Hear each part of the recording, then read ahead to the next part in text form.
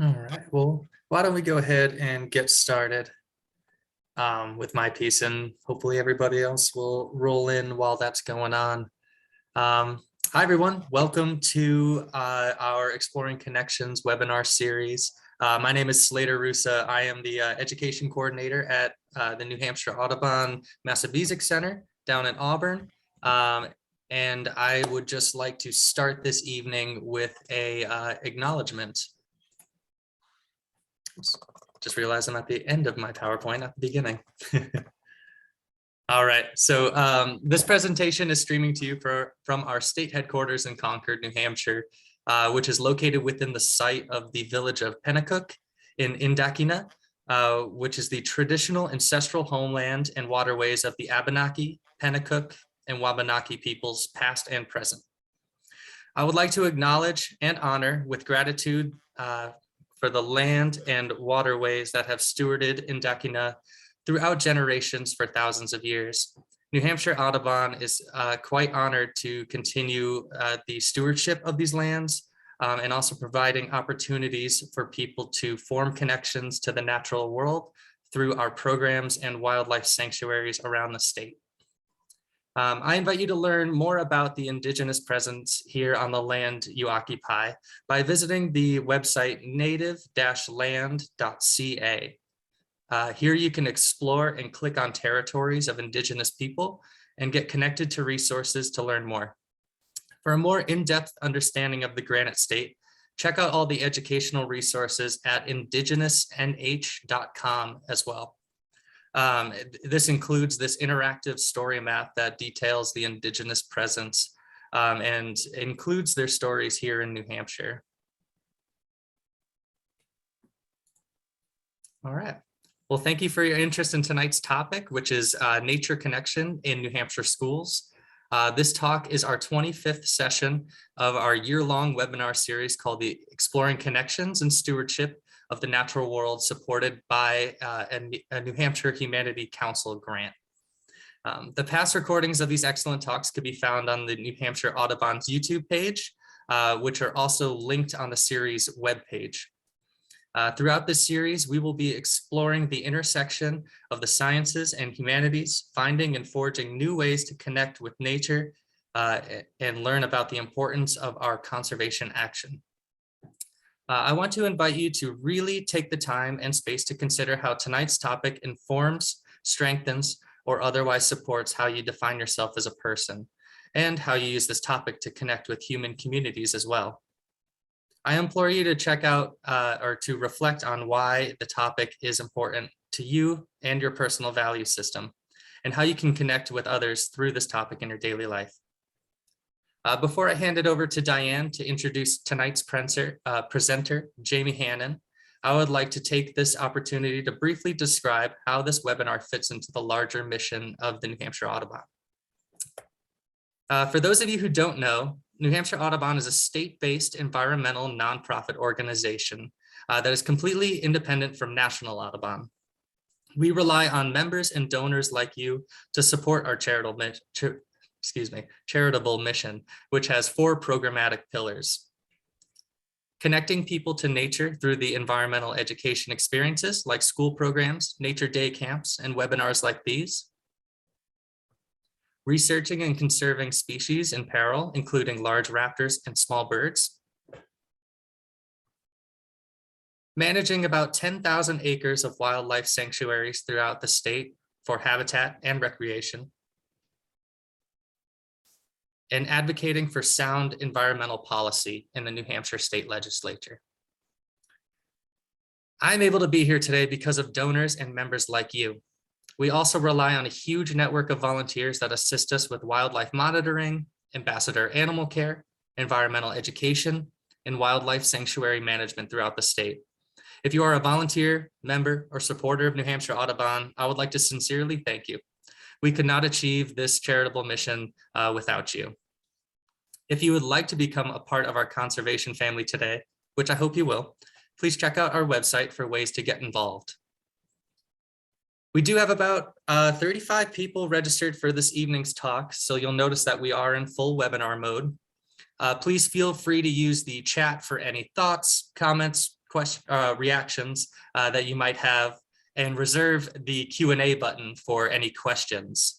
The Q&A button is pretty cool. If you want to ask a question to Jamie, you can go into it. And even if you don't have a question, take a look and see what other people have posted, because you can upvote questions that you would rather see answered. Just in the case we run out of time, we can hopefully help wean out which questions people would rather be answered. I would like to just give a quick shout out to Diane Deluca, who is the senior biologist responsible for orchestrating this series. Without her leadership and coordination, this webinar series would not happen. So thank you, Diane. Diane and I will be monitoring both the Q&A here in Zoom as well as on Facebook Live throughout the evening. I've set the, I already mentioned that part, excuse me. So without further ado, I'm going to hand it over to Diane, and she will introduce tonight's speaker. Thanks, Slater. And I'd like to just give a shout out to Slater for emceeing and being the face of Audubon on these presentations. So thanks, Slater, for stepping in for Mark in the last few presentations. Much appreciated. So tonight we're excited to have Jamie with us. Jamie Hannon has taught outdoor and environmental education for 35 years and is currently a professor of adventure education at Plymouth State University. He draws on a broad background in environmental and outdoor education and outdoor leadership to teach a range of courses for the adventure education program, including canoe paddling fundamentals, process and facilitation, natural history and ecology for adventure educators, human nature relationship, and the immersion semester expedition courses. Jamie also coordinates Plymouth State University's 2 adventure learning master's degree programs. His research interests include pedagogical effectiveness of various methods of paddling instruction, which I'd love to know more about, and the integration of outdoor in-school nature. He is a founding member and board chair of the Mountain Village Charter School, the only nature-based Montessori public school in the world that is breaking new ground in nature-based education for elementary students. He lives with his family in the Asquam-Chumaki River Valley in the southwestern foothills of the White Mountains. And tonight, Jamie's going to share details of the Mountain Village Charter School of Plymouth, serving grades 1st through 8th with an educational program dedicated to immersive daily nature experiences. The school has experienced numerous successes, and some challenges too, as it seeks to bring all of its students into a deeper connection with the landscape of New Hampshire. And we're really pleased to have you with us, Jamie. Thank you. Thank you, Diane, and thank you, Slater. I'm really excited to be able to present. It looks like I'm going to have to ask maybe Slater to allow me to share my screen. It looks like I maybe have been disabled, one of those Zoom things. And in the meantime, I'll just say that I'm no longer the chair of the board at the charter school. I've passed that on to someone else. I'm still a member of the board, and this is really, when it talks about my research interests, my passion has been for my entire career about connecting people with the natural world through all the different work that I've done. And so the charter school, Slater, I still can't share my screen. So the charter school is one aspect of that work where a group of about 7 families, my own and 6 others, worked for about 2 years to start something that we didn't see here in the Plymouth area that we felt was an urgent need. I mean, it was in part driven by our own children's aging into the elementary school ages, but also just all of us who were involved in it were very interested in seeing children in our area connected to the natural world. And the charter school really grew out of that passion or that desire. So I'm going to pause for a second and work on a logistical issue because I have a PowerPoint that I'd like to share, and I can't successfully do that until I think I get Slater's help. Slater or Diane, would either of you be able to help provide me permission to share my screen? I just sent an email to Slater, Jamie. Sorry, Jamie, I'm Because- trying to figure it out really quick. Okay, well, so I don't want to just talk on too much without any structure, but so, you know, nature connection is one of these somewhat amorphous Rorschach tests of a term. It means a lot to a lot of different people, but ultimately the bottom line is that it's really not a specific it's not a specific issue or environmental topic or agenda. It's really an emotional connection, a sense of identification with either a place or elements of a place. You should So- be able to start sharing, Jamie. Sorry to cut you off. No, please do. It still says host disabled participant screen sharing. Oh, I'm the Sorry. host now, so here Try I one am. more Good. time. Here we go. Bingo. Thank you so much. And I Slight apologize technical for all that. difficulties. Apologize. Not my fault, no doubt. So here we go. All right. So the Mountain Village Charter School is located in Plymouth, New Hampshire. And that story that I just started to tell about us founding this school was really rooted in some things that we observed. You know, recent research documents that today's children are spending between 37 and 50% less time outdoors than their parents did. That's it depends on which research you look at. And if you go back even farther in time, it's almost 2/3 less time than their grandparents spent outdoors. The average American child spends 7 minutes a day, roughly engaged in outdoor play. I can't even really imagine what that's like, especially living here in rural New Hampshire. And at the same time, that same average American child is in some way engaged with a screen for 6.5 hours a day. And I'm not a neo-Luddite. I recognize that technology is moving through our time. But I also see things like the increase of artificial outdoor play spaces at schools, and increases in concern for school safety and security that drive students indoors. And I look around even here in the place where I live, and which is fairly rural central New Hampshire, and many schools, elementary and high schools, the students aren't allowed out of the building all day. And it's puzzling to me. So the result of all of that time received a name in 2005 by this man, Richard Louv, who wrote, he's a journalist rather than a researcher.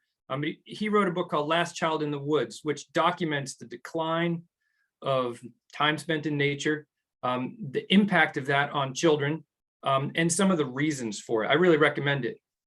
But he coined this term nature deficit syndrome or nature deficit disorder to describe the diminished use of the senses, this increasing challenge to maintain attention, decreased measures of emotional health on all sorts of scales, and increasing rates of various physical illnesses, including obesity, myopia, I mean short-sightedness, all sorts of things that he said he found were correlated with less and less time spent in the natural world. And I think that really made a lot of impact on us who were working on the school at the time. And really, I think still has a fair amount of validity. So at the same time, I was doing research on nature's role in healing, transformation, and healthy childhood development.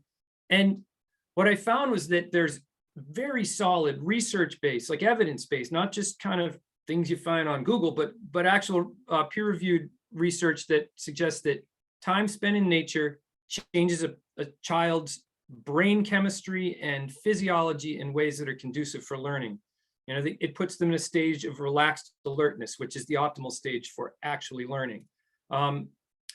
Students, anybody really, can experience this thing called directed attention fatigue, and the enriched but unstructured environments of the natural world restore this ability to focus.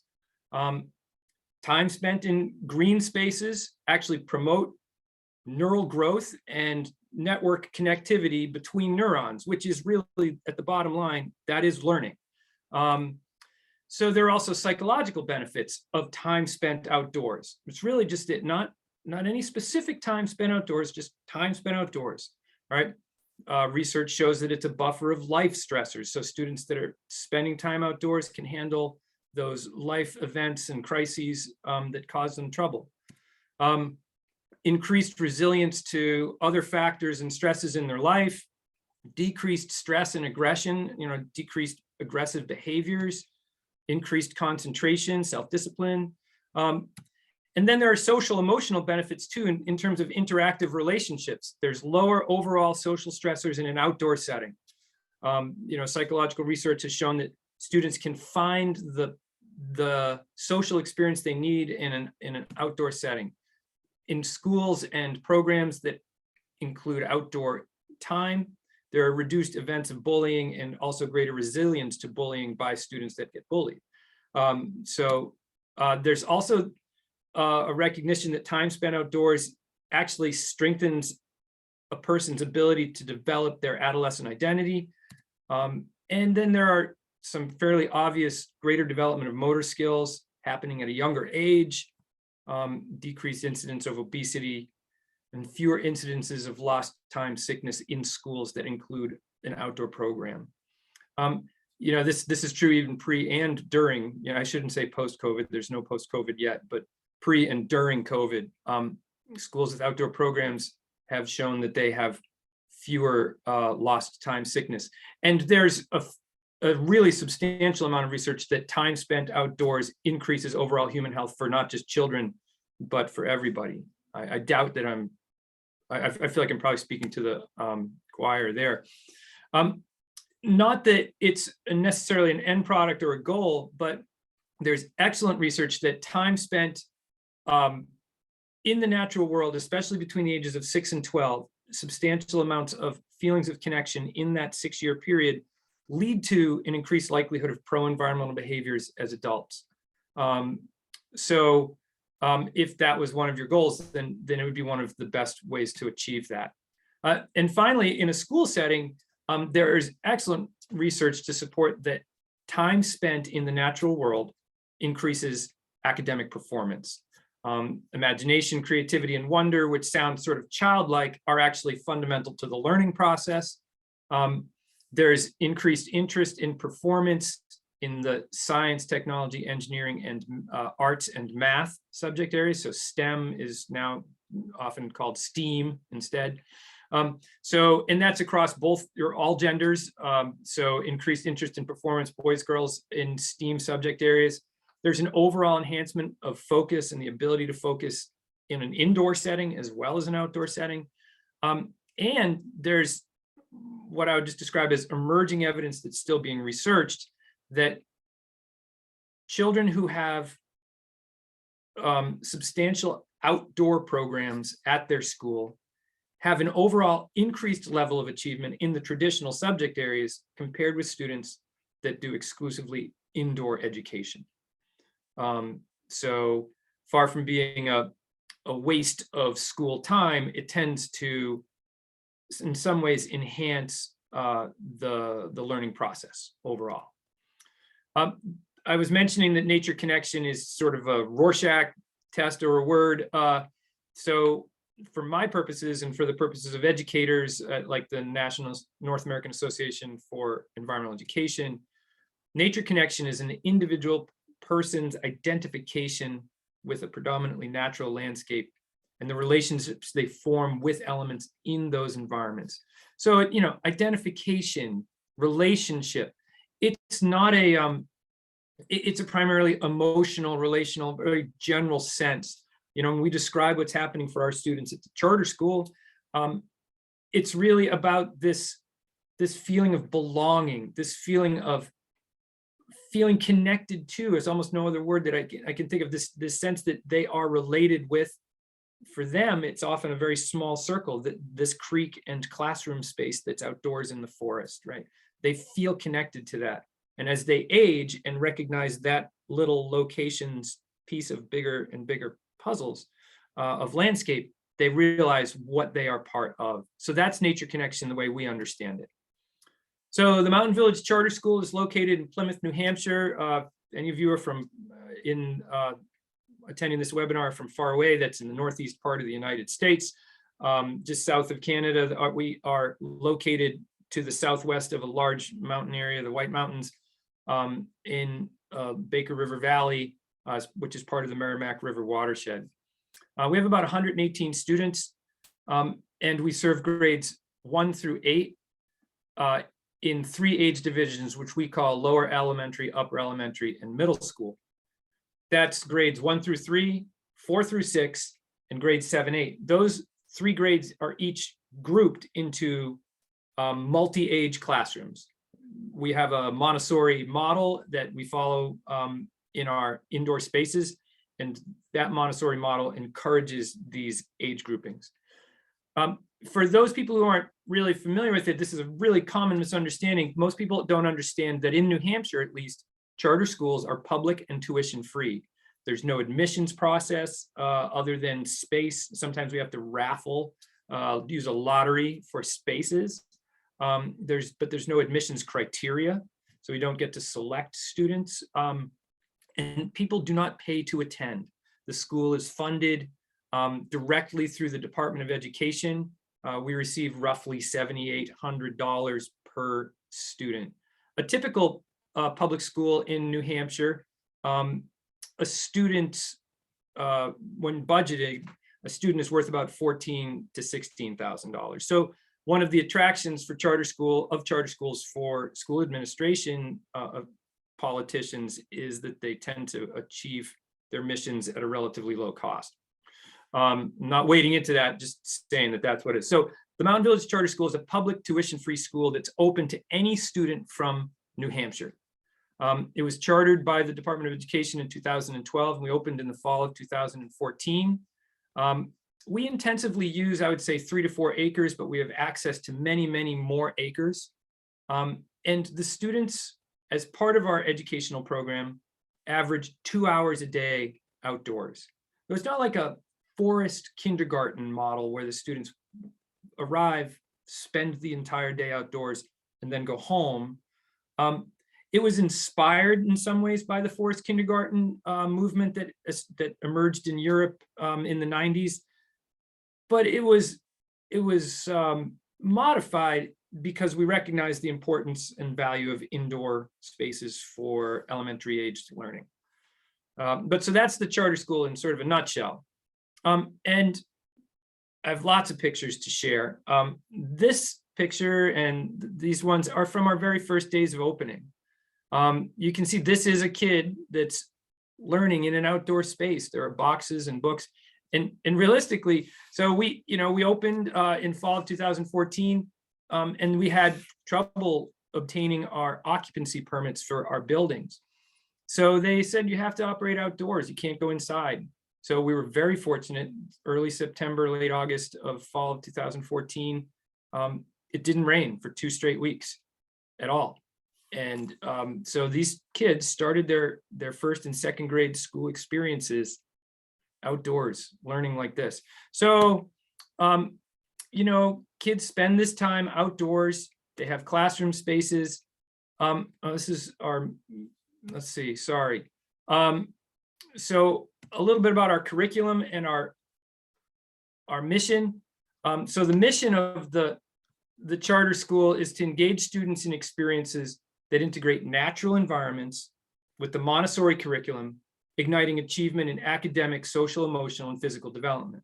So unlike the forest kindergarten model for younger students, we really embrace the opportunity that outdoor environments provide for traditional academic achievement. So the school addresses the New Hampshire Common Core standards in all ways. And then we we do that sort of like a three-legged stool. We do that through nature-based experiences, which are daily integrated into the school's experience. And then also we've been deeply shaped by Montessori philosophies and practices. I would not describe us rigidly as a Montessori school. I don't think any teacher at the school would say that either.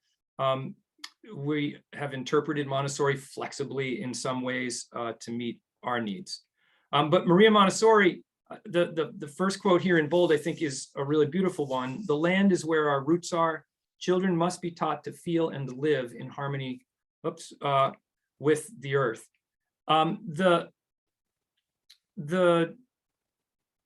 Montessori model is really deeply rooted in following the child and directing concrete experiences that lead to abstract understandings. And that really pairs great with an outdoor nature-based program. So the Montessori classroom model paired with outdoor exploration seems to work fine.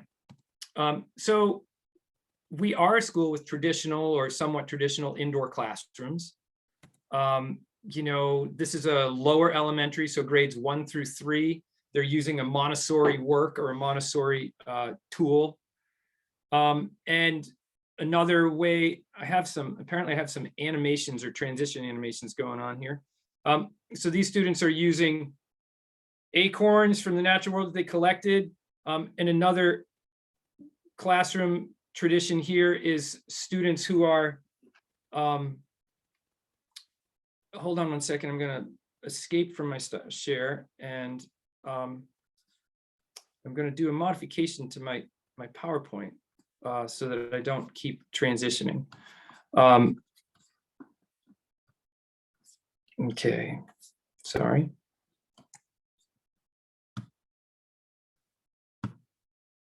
Hopefully that will help.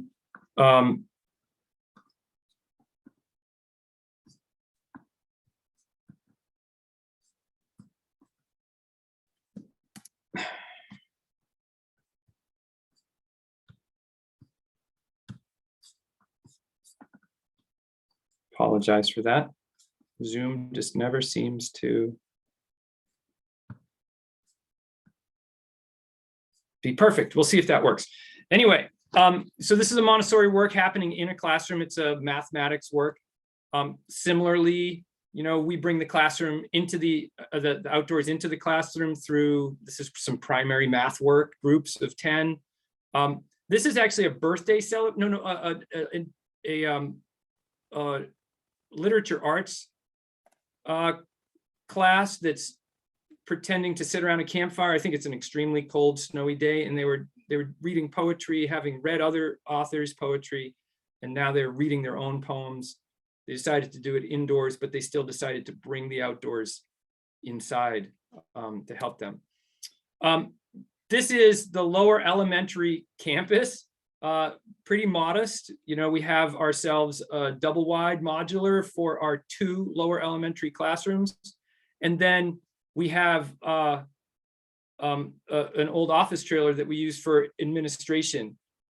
And then, so that's the sort of the modest campus that we have, as well as a separate set of buildings, approximately the short walk through the woods for our upper elementary students. And then we have outdoor classroom space. Like I said, we use roughly 3 to 4 acres intensively with some outdoor classroom spaces, which I'll describe and show. And then we also have access to 180 acres of upland forest that stretches up to the top of some low hills in Groton, New Hampshire, as well as directly across the street, farm fields and old Christmas tree plantations and marsh and beaver swamp that also transition down into the Baker River itself. So it's a huge asset for the school to have access to all of that. I'll argue later that it's not necessary, but it is a huge asset. So this is just a brief look at our normal outdoor spaces. In the background here, you can see kids hanging in hammocks. This was developed in part during COVID to really enhance our outdoor capacity. The classrooms outdoors, I'm not sure what these kids are doing, but they're just simple structures of logs and stones. The kids do all sorts of different construction projects with their sticks. Their places to hide under all of these. They don't look like a lot. If you ask the students, however, how they feel about them, they're really important. So then when we realized, when we came back to school in person in the fall of 2020, we were committed to having face-to-face instruction. And the safest, best way to do that during COVID, as far as we were concerned, was to mask up and be outdoors. And so a whole bunch of our parents and some of our board members got together, and we constructed these outdoor learning lean-tos, which are modeled after some National Park Service facilities. They're basically these sort of pole structures, slanting roof, and simple metal roofing on top, like that. They have an awning in the front, and they provide just enough space for kids to have a home base outdoors, and for rain or tough sunshine, which you never seem to have too much of that, you can hide out. And the kids love them. They're still open on 3 sides. They provide teachers, teachers like to have whiteboards and chalkboards even when they're outdoors, and they provide teachers with that opportunity.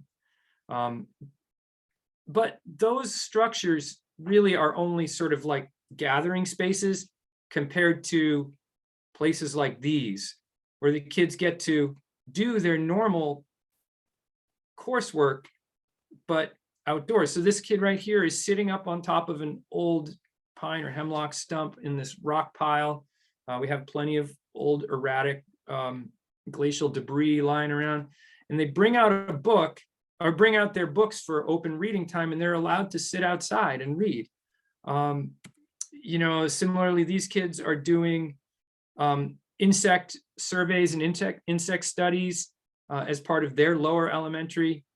And then this student is, we're on an old glacial deltaic deposit, and this student is sort of panning for garnets and quartz crystals and all sorts of things like that.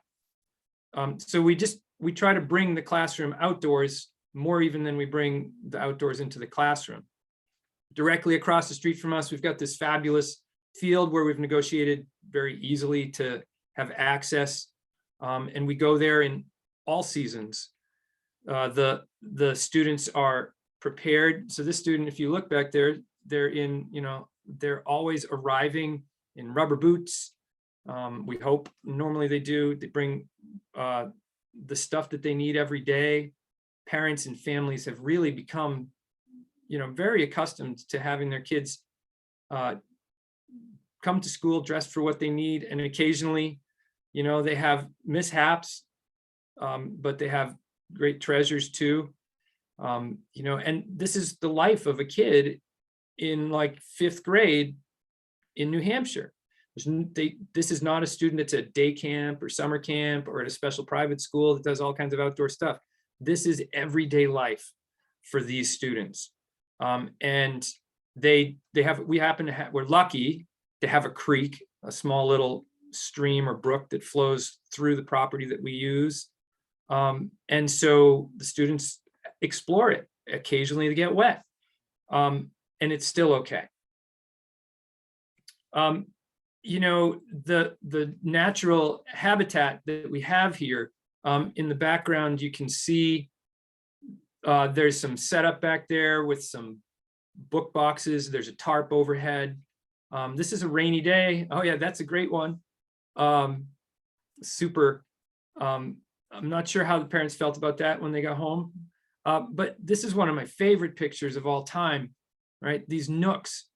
One of the things that's special about nature-based education is the way it provides opportunities for kids to find the spaces they need.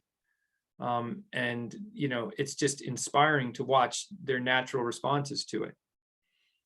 So these are spaces across the street from our school that we go to regularly. We actually do our little ski programs there, cross-country ski programs down in the back. That's Mount Stinson in the background, and the Baker River Valley is right there. The sorts of activities that our kids participate in during their free play doesn't look anything like what you might see on a typical school playground. We have essentially no structured play facilities like swing sets or jungle gyms. We just have what's here, and kids have shovels. We do provide, snowshoes and skis if they want, and we'll do some of those as lessons. But our PE program is still rooted in being outdoors. We also have some special events that as a school community are really important to us. One of them is the recognition of the winter solstice. The students put together all sorts of poems and stories and performances and artwork. And then as a school, we come together in our outdoor classroom spaces in these beautiful candlelit pathways on the solstice night or nearby. And it's a great time for the students to realize that we're marking an important moment in the natural world and in the season. Often the things that we do in our classrooms are not so much teaching about the natural world, but teaching through the natural world. But so we're not afraid to have fires or let students, with supervision, do certain things that are probably frowned upon in other elementary schools, like, for example, burn out a wood bowl and, play with fire in supervised ways, to use knives. Our students learn that that's okay, and we don't have an elevated injury rate or anything like that. So these guys had just created that mandala. These are some really cool Montessori art projects. Montessori often uses images that students represent in some way or recreate in some way. I just love these. The kids were given a laminated picture of an insect, and they said, go build this outdoors. And this is another common Montessori activity, is sort of like sorting and finding for the younger ages. And this is a kid's nature journal that they used. We're not normally deterred by bad weather. The kids, for the last month, we've had weather below freezing, and typically we start the day in the negative numbers, and kids have been dressed for it, and we start the day outdoors pretty much every day. It was -4 there this morning when I dropped my own kids off. This, I don't have the whole journal here, but here's a girl who was sketching that lady slipper orchid, and then she wrote a poem about it. It's not so much learning about the lady slipper as using the lady slipper as a tool to do language arts and creative arts. And students just find that kind of environment far more enriching and enriched and inspiring than to be in a classroom and have a teacher say, let's learn to draw faces or something like that. And so in all seasons, we really don't mind bringing the indoors out. So this is just a little foam pad that kids have that they can sit on or put their books on, and they'll pursue their language arts classes, or this is math here. COVID, for all of its challenges, COVID pushed us to go even farther into embracing the potential that our outdoor classrooms could offer. And our students rose to it. It was obviously stressful for our teachers, but our teachers rose to it.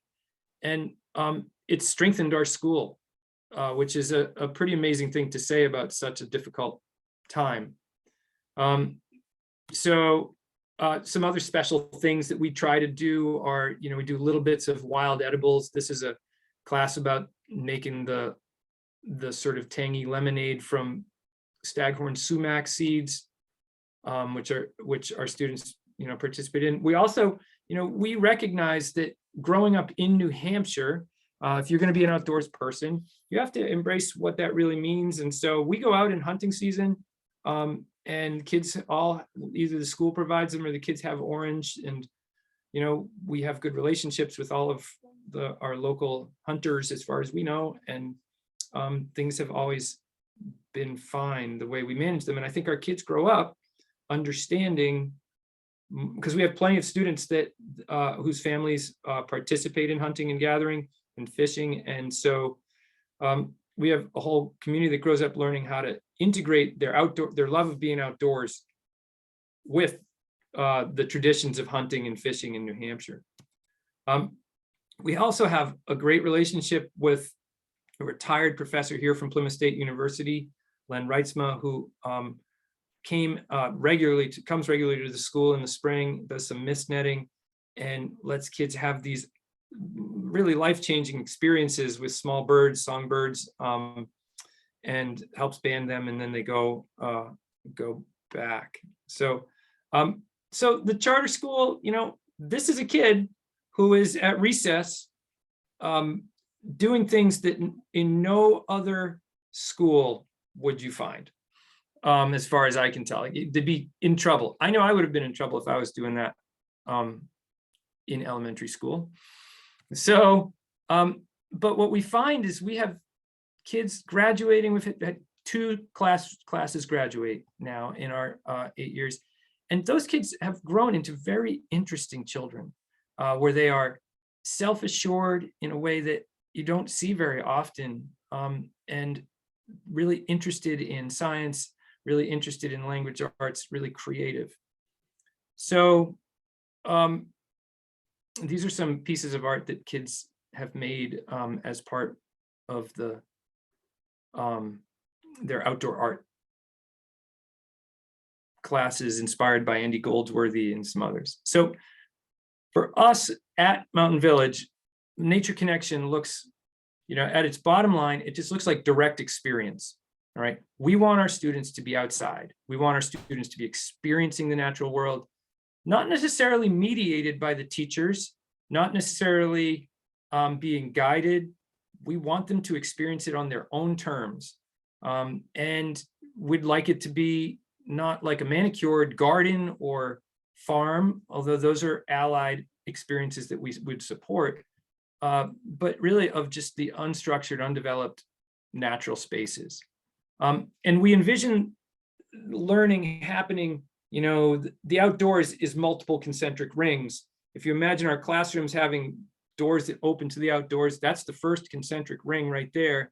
And then there's the near school environment, which is as far as a kid can probably see from the classroom up into the forest or across the field. And then we go even farther afield occasionally, maybe once every couple of weeks. The students will go for a long walk or hike that might take half or a whole day. And those experiences help them to knit together, to link what they're experiencing on the inner rings of that concentric circle, and put their small piece of the puzzle into a bigger understanding. And at the charter school, Nature Connection really focuses on, especially in the younger ages, it focuses on curiosity, attunement to what's there, recording and observing what's really what you're seeing. Comfort level, just being outdoors. So, one of the great challenges these in our culture is the feeling of eco-phobia. Nature's icky. All right, the fear of nature things.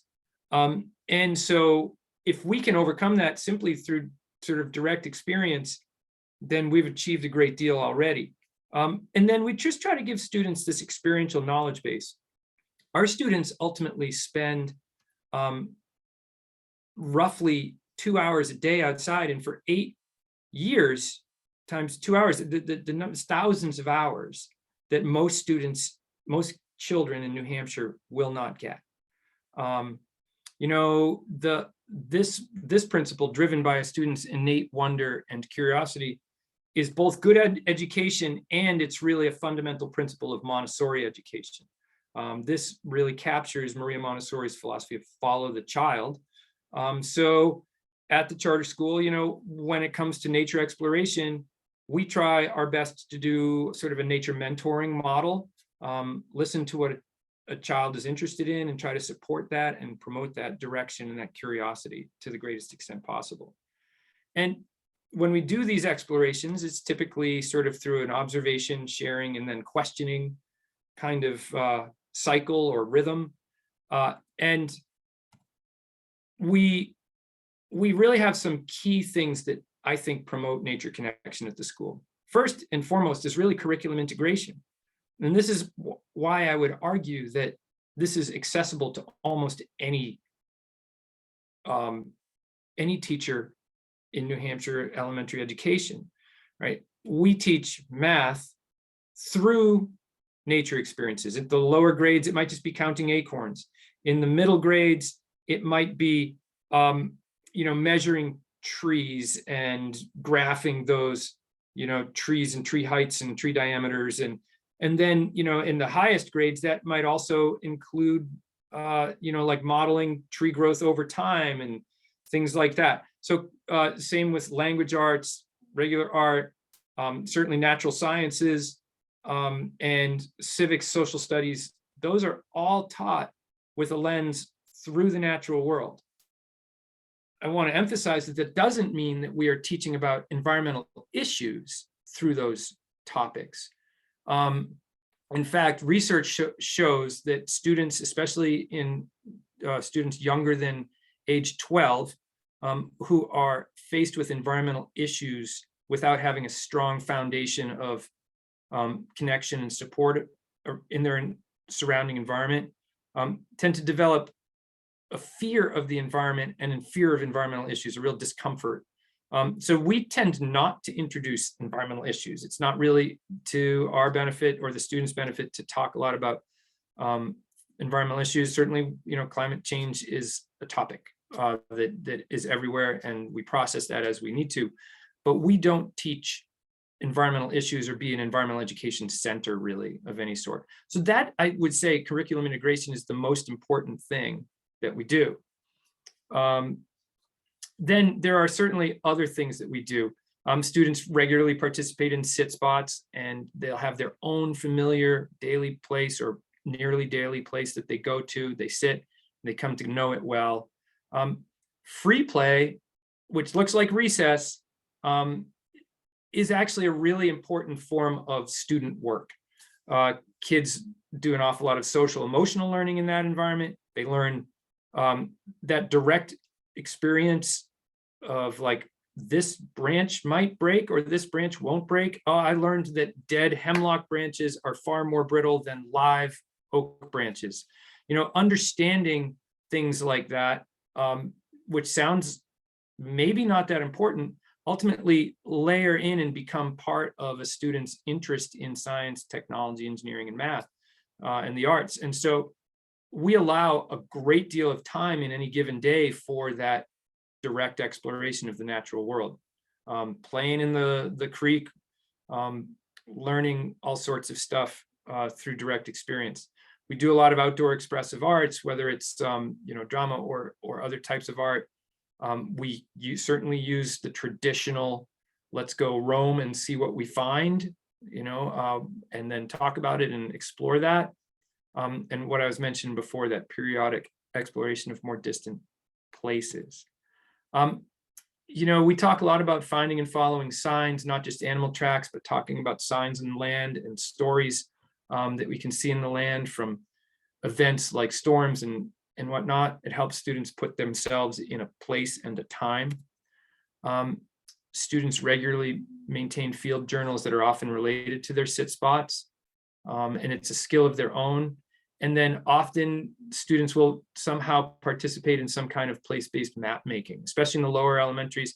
But recently, I guess it's one of the upper elementary classrooms were doing watershed studies, and they mapped this little brook that comes down through the school's property, enters the Baker River and becomes part of the Merrimack watershed, and sort of put that into a whole context.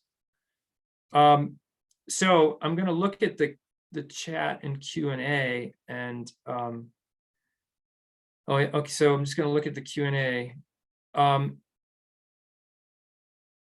I see one question. I'm curious about how relationships between the age groups develop in the school setting. Public schools seem to segregate older from younger kids, and I suspect this school may practice more integration impact from. So yeah, I mean, I think that the person is asking, you know, how do those multi-age classrooms work? And what I would say is students come in like fourth grade and they stay fourth, fifth, sixth, or first grade and they stay first, second, third. The Montessori model encourages those third graders, for example, to be leaders in the classroom, and they really do act as mentors to the first graders, and they have reading buddies, and it's a nice dynamic ultimately. I'd say also the teachers really value the opportunity to have a 3-year relationship with a student. And in fact, it can be really hard for student and teacher when the kids move on to the next grade. So I would say that's pretty successful to have that integrated. Beyond that, there are no questions in the Q&A. So Slater or Diane, I think we could open it up. I'm not really sure if there's other people that might have questions. Yeah, I think Slater is going to open it up, but there are some questions on Facebook. Oh, great. Quite a good sized audience watching on Facebook. So if I could read those out. Happy to answer those. Yep. Tom asked, has your school created their own curriculum, or have you purchased an outdoor education curriculum? Are you continually in the process of preparing lessons as teacher facilitators? That's a great question. So it's a multi-part answer. We did actually have a Montessori expert prepare sort of a curriculum framework that helps to link the Montessori process with the New Hampshire Common Core through nature activities. I would say that wasn't the most successful effort we ever did. And I'd say that the burden of a lot of this curriculum integration falls on our teachers' shoulders. You know, it's a lot of work, and the teachers do it to the greatest extent that any teacher can be creative while also just meeting the needs of everyday teaching. So we did not purchase any specific outdoor education curriculum. And I mean, I'm pretty familiar with what's available out there. And I would say that there's nothing out there that would really meet our needs. The specific things might help, you know, like maybe a Project Wet or Wild lesson, or maybe like a unit might be useful for something, but I don't think that there's anything specific that is available that we could use. So Tom follows up with another question. Also, it sounds like you are very inquiry-based. Do you have any inquiry-based learning resources you would recommend? We are definitely inquiry-based, and I would argue that, you know, that if you had to pick a philosophical, pedagogical point from which the school starts, it's inquiry, right? Outdoor experience promotes curiosity, and curiosity is inquiry. I don't have any specific inquiry resources at the top of my head. What we found, you know, is that students ask questions if they're put in that environment. You can't walk out there without most children just saying, you know, where does this go? What is this? Where, you know, question. It's a natural. So we don't necessarily, I feel like, need an inquiry resource. There are probably some that teachers are using that I just don't know. I'll probably say that too. Jamie, I'm wondering if this school is being shared out with other public or charter schools, and whether or not it's being picked up by other schools around the state. Yeah, I mean, we're in the process slowly, you know, charter schools operate in a very lean financial model. And so it's not like we have a lot of spare time to go and do workshops and clinics and seminars and things of that sort. I have done some other types of presentations like this, and we've had people visit us, but no, I don't think that there's a ton of interest in what we're doing yet. And we're somewhat new, I would say. I mean, we've been around for about 8 years, but we've just started graduating our first students. And I don't think that, one of the things that I didn't mention is that our scores on the New Hampshire state standardized tests are at or above, expected grade levels in all subject areas. And so, we are actually highly successful academically as well. And it's not like we select our students. We have a very, I don't say this in a judgmental, we have a very average student body, and we still are experiencing strong academic achievement. So I think that there's a great story to share, Diane, I guess is the best way to put it. And it isn't necessarily reaching all the schools that could benefit from it. So are there schools that went outside during COVID?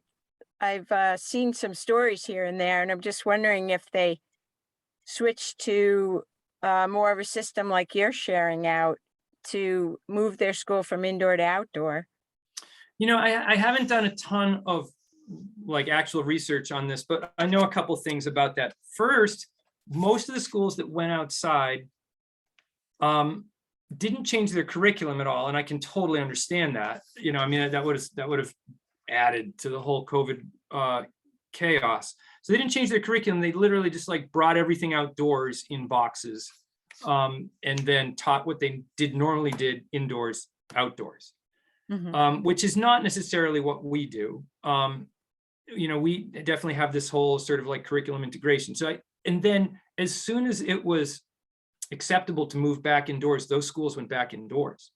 My local elementary school has some pretty nice outdoor classroom spaces that have languished all year because it wasn't like a COVID necessity to never go indoors the way people perceived it a year and a half ago.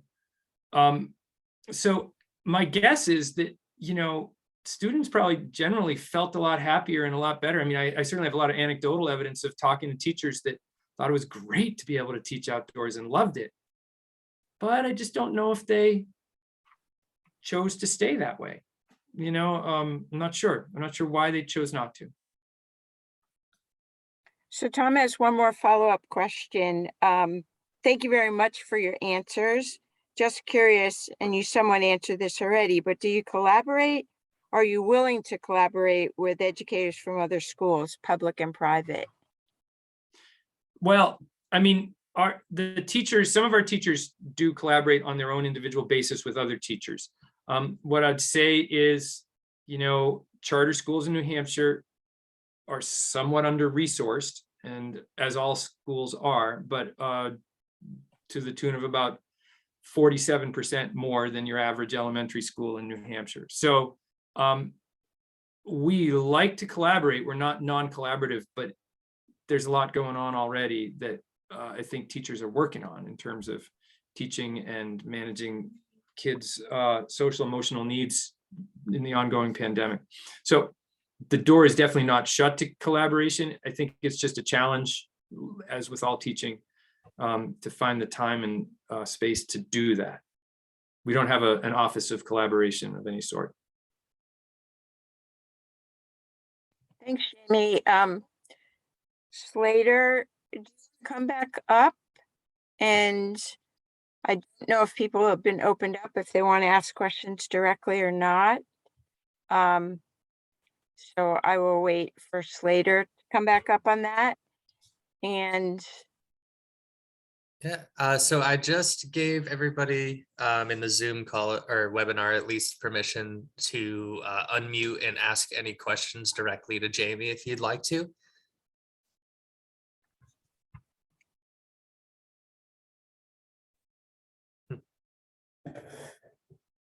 All right.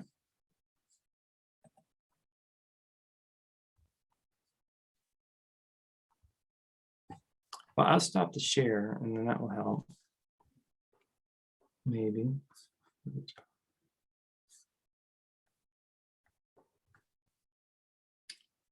Well, Slater, I mean, I think that's okay if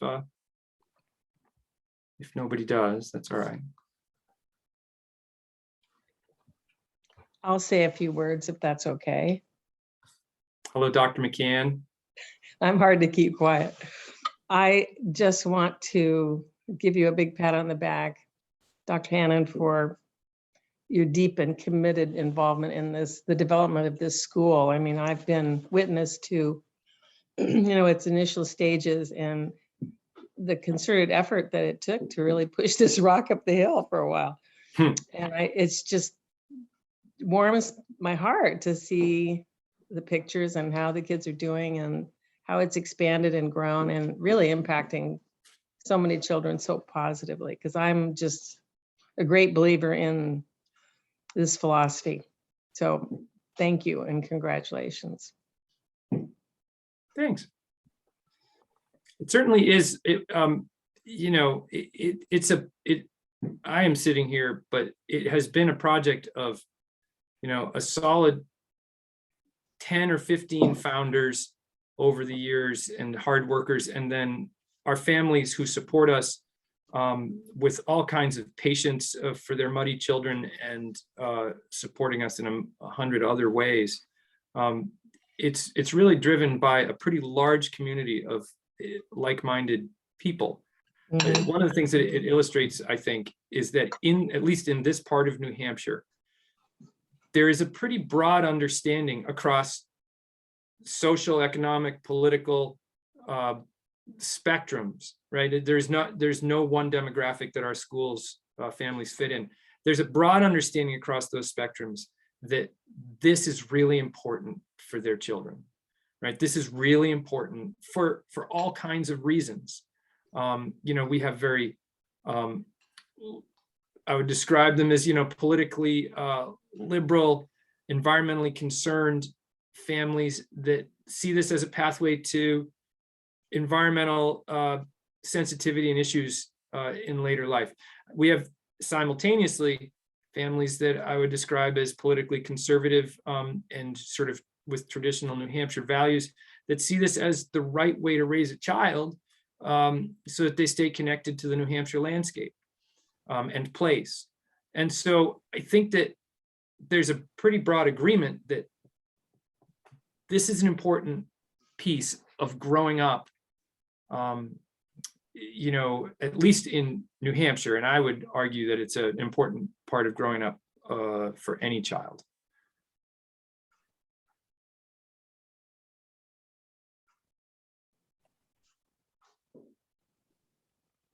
Thanks, Jamie. I would echo what Barbara said. You've obviously made such a huge commitment. It's so wonderful to see that happening. And I think about my kids and their schooling, and they spend a lot of outside time, but not at school, and how wonderful it is that your children and many others are able to share in the Mountain Charter School. So thank you for sharing it with all of us and giving us more insight into what it's all about. Appreciate it. Yeah. And I think Slater will come up and just do a little bit of a wrapping up. And again, we thank you very much, Jamie. Appreciate you sharing. Thank you, Diane, and thanks for the opportunity. And thank you all who are able to attend here and on Facebook. And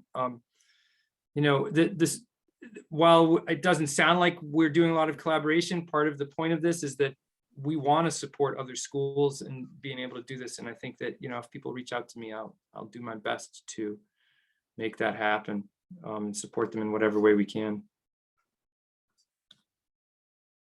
Right. Thanks, Jamie. Yeah, thank you. All right, well, thank you everybody for your interest in this evening's Exploring Connection series hosted by the New Hampshire Audubon and supported by New Hampshire Humanities Council. I'll be sending out a link to an evaluation survey for this webinar. And your feedback is really important to us as we continue to host these types of Well, talks. So Claire's thing. the series will take place. Oh, excuse me, 1 second. This series, the next talk in this series will take place on February 8th, featuring Dr. Barbara McKeon, which is titled Earth Care / People Care, the Power of Natural Spaces for Personal and Public Health. Please visit our website to register for that and all. Well, that is going to be the last one in our series. So I guess you can just register that one as your cap to the series. And I'd like to just thank Jamie again for presenting this evening, and thank you, Diane, for organizing this series as well. And thank you, everybody, for tuning in and learning alongside us. We look forward to seeing you again in the future. For ways to get involved as a member, volunteer, or donor, please visit us at nhaudubon.org. And thank you again. Have a great night. Thanks, Jamie. Thanks, Slater.